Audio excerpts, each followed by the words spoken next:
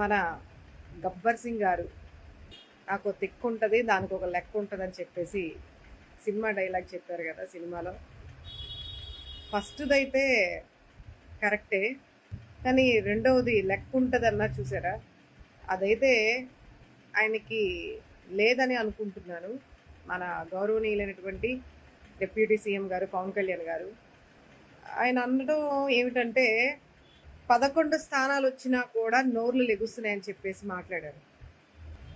గతంలో ఒకసారి పవన్ కళ్యాణ్ గారు ఎమ్మెల్యేగా కంటెస్ట్ చేసినప్పుడు ఒక్కసారి కూడా గెలవకుండా ఉన్నప్పుడు ఒక ప్రతిపక్ష హోదాలో ఉండి, అంటే ప్రశ్నించే గొంతుకునై అని చెప్పేసి ఊరు వాడ అంతా కూడా ప్రచారం చేస్తూ ఉర్రూతలు ఊగిపోతూ, అసలు ఎలా అంటే పూనకం వచ్చిన వాళ్ళు కూడా ఊరు ఆ విధంగా ఎక్కడ ఏ చిన్నది జరిగినా సరే వెంటనే రియాక్ట్ అయ్యి ఊరు వాడ ప్రచారం చేస్తున్నటువంటి వ్యక్తి ఈరోజు 11 స్థానాలే వచ్చాయని చెప్పేసి గొంతులు లేస్తున్నాయి, నోర్లు లెగుస్తున్నాయని చెప్పేసి మాట్లాడుతున్నారు.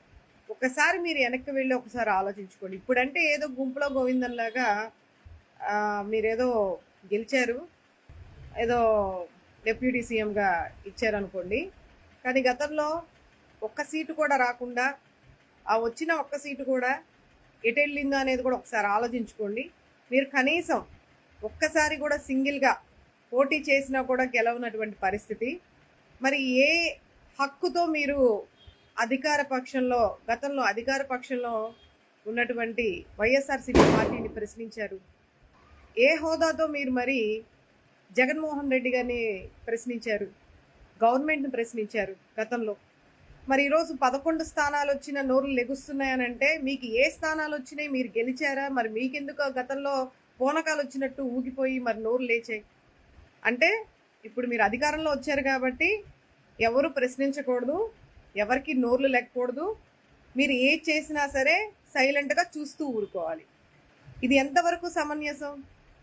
మీరు మాట్లాడే మాటలు ఎలా ఉన్నాయంటే, కనీసం జగన్మోహన్ రెడ్డి గారి మీద ఇంతమంది మాట్లాడుతున్నారు కదా, పార్టీలో ఉన్నటువంటి కొంతమంది నాయకులు మాట్లాడి ఉండొచ్చు, కానీ జగన్మోహన్ రెడ్డి గారు ఏ రోజు కూడా మీలాగా ఊగిపోతూ మీరు ఊగిపోతారు కదా, ఆడపిల్లలకు అన్యాయం జరిగిందని చెప్పేసి పూనకం వచ్చిన మాదిరి ఊగిపోతా స్పీచ్లు ఇస్తూ ఉంటారు కదా, బాగా ఎమోషన్ అయిపోయి అసలు ఇంకా దేశాన్ని మీరే ఉద్ధరించే వాళ్ళలాగా, ఇంకా దేశంలో ఏ అన్యాయం జరిగినా మీరే ఎదుర్కొనేలాగా, దేశాన్ని చక్కబెట్టే వాళ్ళలాగా, రాష్ట్రాన్ని కాదు దేశాన్నే అంతగా ఒక ఏదో బాధ్యత కలిగిన వ్యక్తిగా, ఏదో మనస్తాపం చెందిన వ్యక్తిగా, సమాజం పట్ల ఉన్నటువంటి ఒక శ్రద్ధా భక్తులతో మీరు ప్రవర్తించే తీరు చూస్తుంటే నిజంగా సినిమాలో యాక్ట్ చేసి నిజ జీవితంలో కూడా యాక్టింగ్లోకి బాగా ఇన్వాల్వ్ అయిపోయారేమో అని అనిపిస్తూ ఉంటుంది.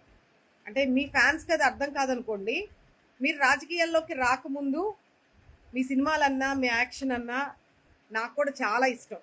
చాలా మంచిగా ఎంటర్టైన్ చేస్తారు, మంచి సమాజానికి ఉపయోగపడే మంచి మంచి మెసేజ్ కూడా ఇస్తారు మీ సినిమాలో, కొన్నిట్లో మంచి ఎంటర్టైన్మెంట్ ఉంటుంది. కానీ మీరు ఎప్పుడైతే పొలిటికల్గా ఎంట్రీ ఇచ్చారో, మీరు సినిమాలో యాక్ట్ చేసినట్టే నిజ జీవితంలో కూడా యాక్ట్ చేస్తూ ప్రజలందరినీ కూడా నమ్మిస్తూ ఈరోజు మీరు మాట్లాడే మాటలు ఎలా ఉంటాయంటే ఒక్కసారి గుర్తు తెచ్చుకోండి.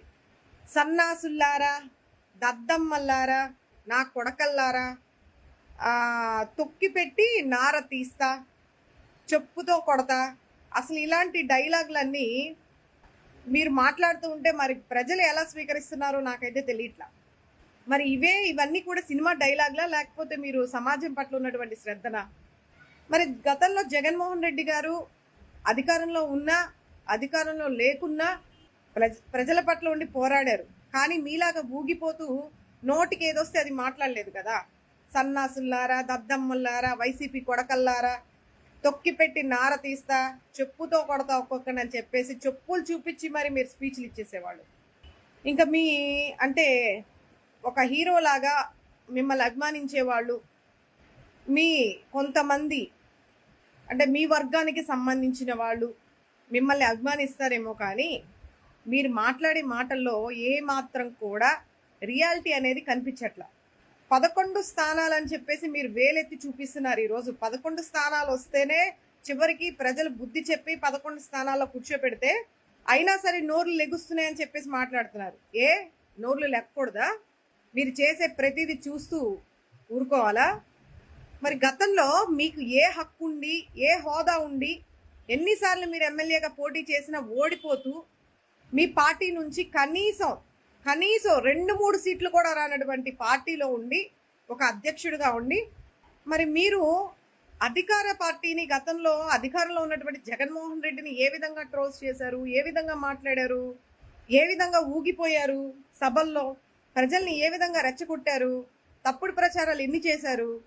ముఖ్యంగా మహిళల పట్ల వైఎస్ఆర్సీపీ ప్రభుత్వం ఉన్నప్పుడు 32,000 మంది మహిళలు మిస్ అయ్యారు, నాకు లిస్ట్ వచ్చింది సెంట్రల్ గవర్నమెంట్ నుంచి, నాకు ఇన్ఫర్మేషన్ ఉంది అని చెప్పేసి ఊరు వాడ ప్రచారం చేశారు కదా. మరి ఇవన్నీ మీరు ఏ హక్కుతో, ఏ హోదాతో మరి మీరు ప్రశ్నించారు? తప్పుడు ప్రచారాలు మీరు చేస్తున్నారు కదా, ఏ హక్కుతో మీరు చేస్తున్నారు?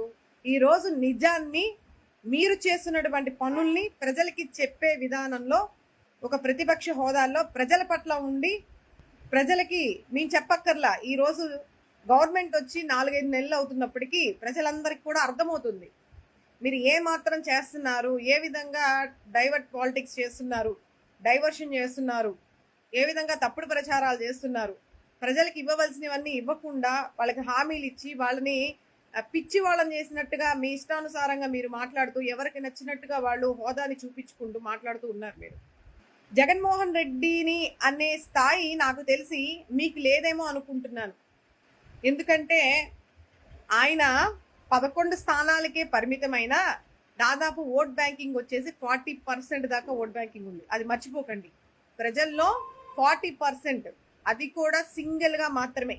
మీలాగా గుంపులుగా వచ్చేసి ఒక సెంట్రల్ పార్టీ, 2 లోకల్ పార్టీలు కలిసి కూటమిగా ఏర్పడి మీకు వచ్చిన ఓట్ బ్యాంకింగ్ ఏంటనేది ఒక్కసారి మీరు గుర్తు తెచ్చుకోండి.